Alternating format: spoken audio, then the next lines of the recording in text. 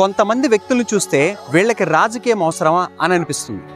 1979లో Nellore VR కాలేజ్లో 4 రూపాయల జీతం తీసుకొని జీవితాన్ని స్టార్ట్ చేసిన వ్యక్తి ఈరోజు కొన్ని కోట్ల రూపాయలు సంపాదించాడు.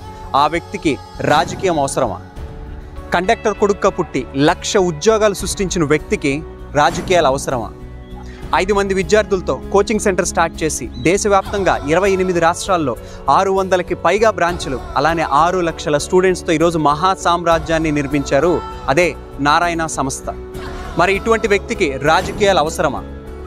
జీరో నుంచి హీరోగా, తినడానికి తిండి లేని స్థాయి నుంచి తినడానికి టైం లేని స్థాయికి ఎదిగిన వ్యక్తికి రాజకీయాలు అవసరమా?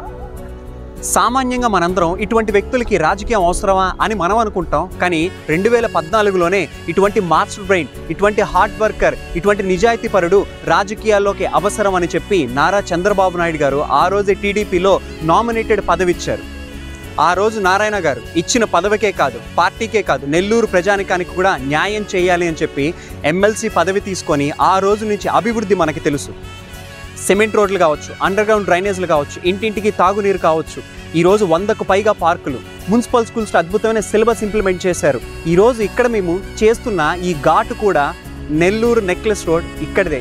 అలానే ఎన్నో అద్భుతమైన టిట్కో ఇల్లు ఈరోజు అలా 1 కాదు 2 కాదు, ఈరోజు 5,000 కోట్లతో నెల్లూరుకి అభివృద్ధి తీసుకొచ్చారు.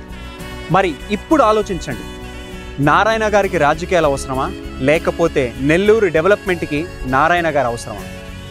మరి ఇప్పుడు చెప్పండి, ఓటు వేసి గెలిపించుకోకముందే ఇంత అభివృద్ధి జరిగిందంటే అదే ఓటు వేసి గెలిపిస్తే నెల్లూరు అభివృద్ధి అంతకు మించి.